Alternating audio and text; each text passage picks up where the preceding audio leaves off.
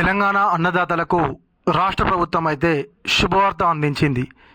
ఇన్ని రోజుల నుంచి ఎప్పుడా అని ఎదురు చూస్తున్నటువంటి రైతు భరోసా గురించి అయితే ఒక అదిరిపోయే న్యూస్ అయితే చెప్పడం జరిగింది.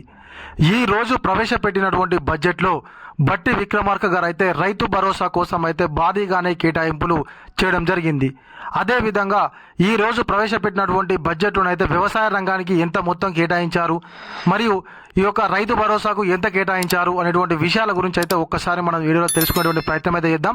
అయితే ఇప్పటి వరకు అయితే మనకు 3 ఎకరాల వరకు ఉన్నటువంటి అన్నదాతలకైతే రైతు భరోసా అందింది. ఇక పైన మనకైతే 3 ఎకరాల పైన ఉన్నటువంటి అర్హత ఉన్నటువంటి అన్నదాతలందరికైతే రేపో మాపో అకౌంట్లోనైతే డబ్బులు జమ కానున్నాయి. ఎందుకు రేపో మాపో అంటున్నానంటే ఈ రోజు కేటాయించినటువంటి బడ్జెట్లోనైతే తప్పకుండా ప్రతి ఒక్కరికి అయితే రైతు భరోసా అందుతుందనేటువంటి ఆశాభావం అయితే నాకైతే కలిగింది.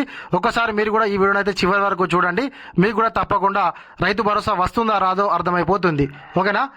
అయితే 2025-26 రైతు భరోసా పథకానికి తెలంగాణ బడ్జెట్లో 2025-26 వార్షిక బడ్జెట్లో 18,000 కోట్ల రూపాయలనైతే తెలంగాణ ప్రభుత్వము ప్రతిపాదించింది.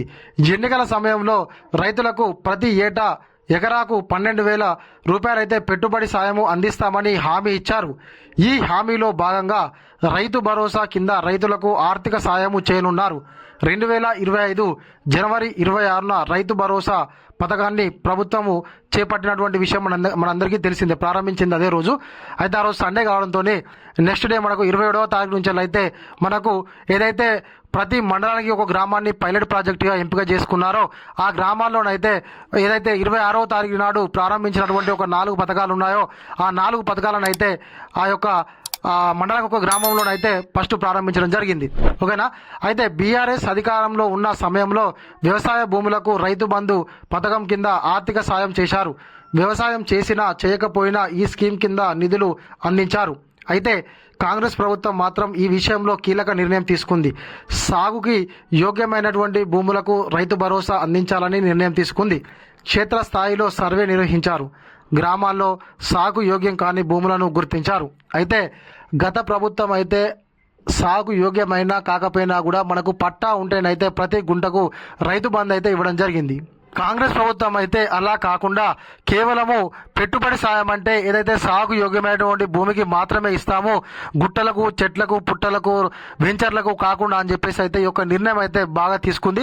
కాబట్టి ఇప్పుడైతే కేవలం ఏదైతే సాగు యోగ్యమైనటువంటి భూమికి మాత్రమే రైతు బంధు రైతు భరోసా ఇవ్వాలని నిర్ణయం తీసుకుంది. అయితే సాగు యోగ్యమైనటువంటి భూములను అయితే బ్లాక్ లిస్ట్లో పెట్టడం జరిగింది. ఇదైతే ఒక మంచి ఉద్దేశంతో అయితే తీసుకున్నట్లుగా నాకైతే అనిపిస్తుంది. ఎందుకంటే ప్రజాధనం వృధా కాకుండా దీంతో అయితే అరికట్టేటువంటి అవకాశం అయితే ఉంటుంది. కాబట్టి త్వరలోనే అన్నదాతలందరికీ అయితే రైతు భరోసా కింద ఎకరానికి 6,000 రూపాయల నగదు అయితే అకౌంట్లో జమ కానుంది. ఇది ఇలాంటి మన వీడియో. ఈ వీడియో మీకు నచ్చినట్లయితే ఖచ్చితంగా ఒక లైక్ చేయండి, కామెంట్ చేయండి. ఇంకా మీలో ఎవరైనా మన ఛానల్ కొత్తగా చూస్తున్నట్లయితే సబ్స్క్రైబ్ చేసుకోకపోతే వెంటనే సబ్స్క్రైబ్ చేసుకొని పక్కనటువంటి గంట సింబల్ నొక్కండి. Thank you.